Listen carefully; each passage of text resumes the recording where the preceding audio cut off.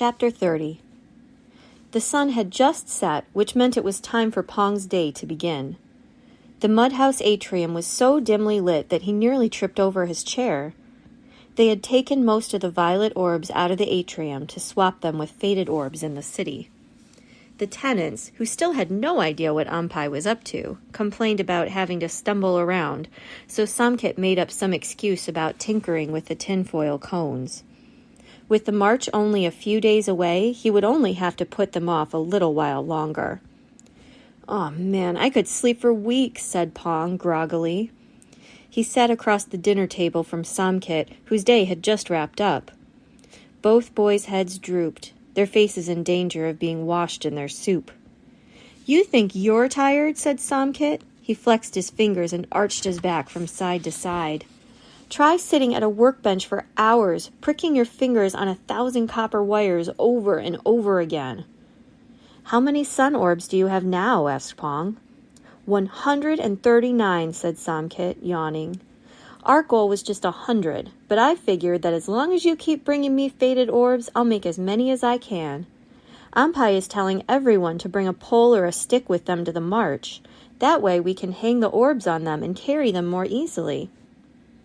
"But Ampai is still keeping the actual sun orbs a secret?" asked Pong. Samkit squeezed a lime over his noodles and nodded.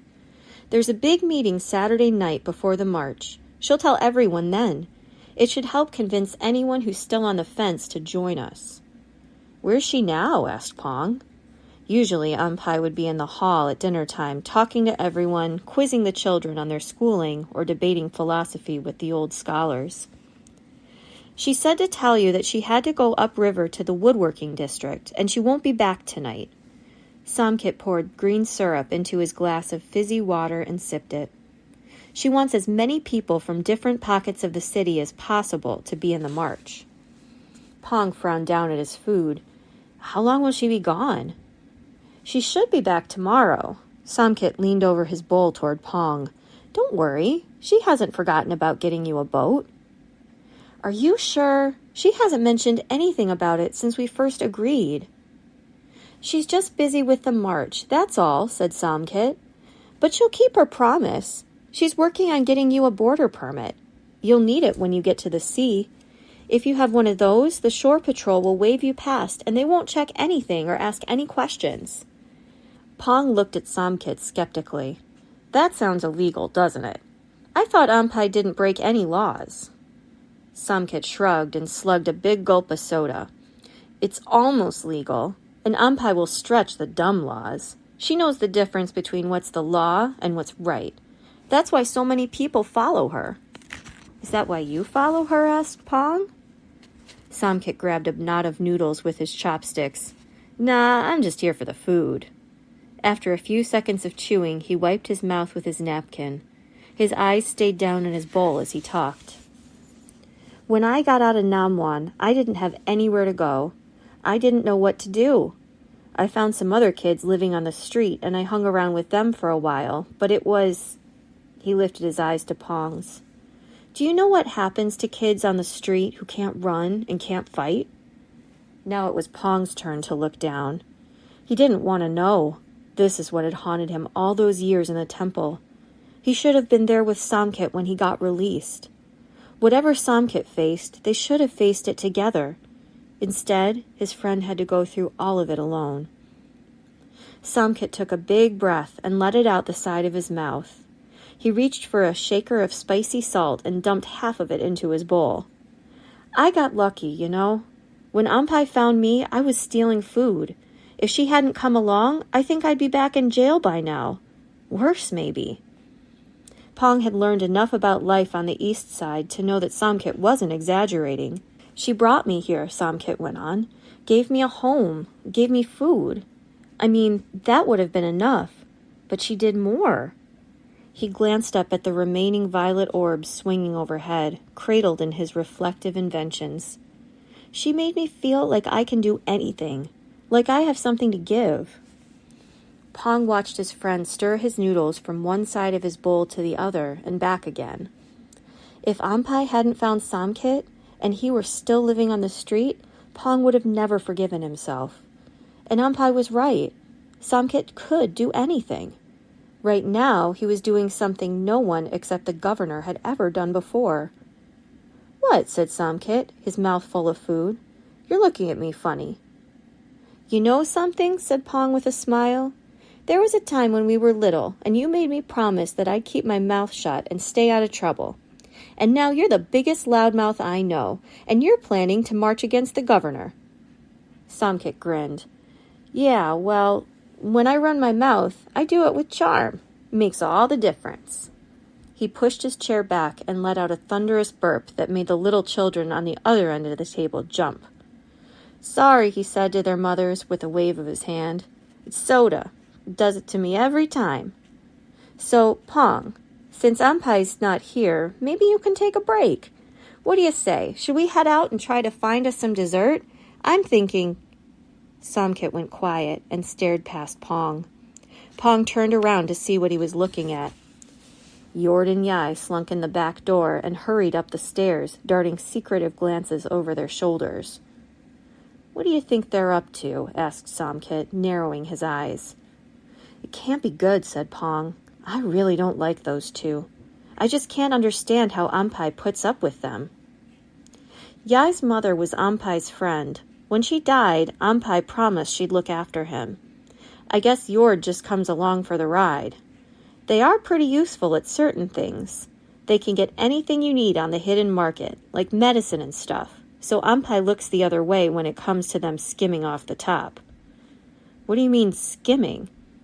"You know, whenever they go out to collect money for our cause, I'm pretty sure that Yord keeps some for himself." Pong nodded. A finder's fee. "Wish he'd find himself a new gig," grumbled Samkit. "I hope Ampai will finally dump them after the march. She always tells me that everyone deserves a chance to do good things, but sometimes I think she's too trusting." He turned to Pong, rubbing his stomach. "So what do you say? Fruit market before it closes? Durian's in season." Pong made a face. "No thanks, I'm still waking up. And I don't want to smell like a dead bat," he thought.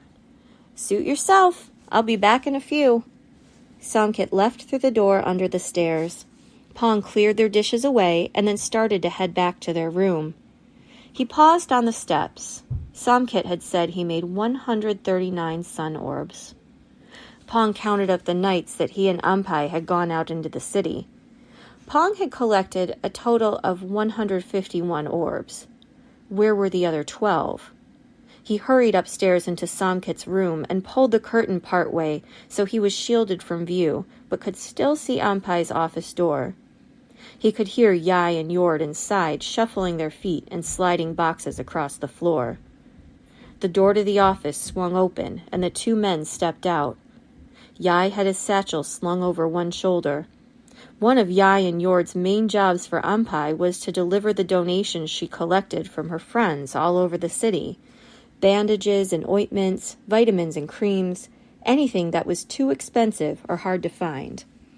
But something was up. Yai didn't let his satchel hang over his back like usual. He cradled the bottom of it with one hand, like a lady carrying an expensive purse. Whatever was inside, it wasn't cotton bandages. Pong held his breath and listened. As the men passed Samkit's room and started down the stairs, he heard it. The soft tink, tink of glass on glass. Pong scowled. Those crooks were taking the faded orbs. Ampai hadn't told them what the orbs were for, but they must have figured out where she was keeping them. What were they going to do with them? He waited until the men were down the stairs and out the door before grabbing his cap and following them. Yai and Yord didn't head for the usual neighborhoods that would be on a supply delivery route. Instead, they snaked along the canals that led deeper inland toward the metals district. Pong kept a good distance behind, thankful that Yai's hulking body was easy to track in a crowd. They passed through industrial neighborhoods where the orb buzz was drowned out by the sound of clanging hammers and the whir of saws. The men hooked around a rusty warehouse and turned onto a walkway suspended above a sludgy canal. The stink of sewage, mixed with boat paint and machine grease, wafted up from the thick water. People crowded the walkway and clustered around the shops perched above the sludge. Unlike the other alleys, where the vendors had big orb-lit signs and played music to attract customers, the vendors here had no signs at all. Everything was designed to be packed away quickly or abandoned. This must be the hidden market. Samkit had told Pong about it, a place where you could get anything as long as you had the cash. Pong tracked Yai and Yord to a rickety table squeezed between two other vendors. The crowd of shoppers provided a screen so he could watch them. Yai opened his satchel. Just as Pong suspected, it was packed full of orbs. A young couple timidly approached the table. Yord smiled like a toad and waved them closer. "Trust me, kids, these are as fine as any orb you'd buy in the light market, and I'll give 'em to you at half the price." Yord held up one of the orbs and flicked on the switch. As the couple leaned in closer, he quickly turned it off again. "I have to keep them switched off so I don't attract too much attention," he said with a slick smile, "or else I'll be swarmed with customers. But don't worry, I'm saving this deal just for you." Now Pong understood what Yord was up to. Most of the orbs that Pong had swiped on his nightly runs with Ampai still had a little bit of light left in them. They usually faded completely by the time they got to the mud house, but some would last a few minutes more as long as they were kept switched off. Yai and Yord must have taken those, and now they were selling them here to people who had no idea the orbs would go dead any minute. Pong clamped his back teeth together. That poor couple was going to get swindled if he didn't stop them. He started forward, but then stopped cold. Through the metal-tinged air, he caught a whiff of something very different. It was a smell that pulled him downriver, up a mountain, and back through time to almost 2 weeks ago. It was the smell of lemon blossoms and fresh scrubbed wood. Pong whirled around, searching the mass of shoppers. Strangers bumped into him and shouldered their way past. He scanned their faces frantically, but he didn't see any other kids his age, and certainly no girls with a bob of black hair and sharp black eyes. But the scent of lemon and teak still lingered. She was here. Pong forgot all about the poor couple with Yai and Yord. He wove back down the walkway and ducked behind a stack of crates, breathing hard. She couldn't be here. Could she? He remembered the look on Nock's face when he leaped from the edge of the cliff. At the time, he thought it was a look of pure hatred, but now he wondered if he had read her wrong. Maybe that had been the look of someone determined to get her revenge. What if she had somehow figured out that he had come back to Chitana? It seemed impossible, but what if it wasn't? If he could find Samkit by accident, maybe Nock could find him on purpose. Pong's breath was coming fast, even though he was standing perfectly still. He had an overwhelming urge to run straight to the mud house and hide, but he couldn't go back now. In fact, he couldn't go back ever again.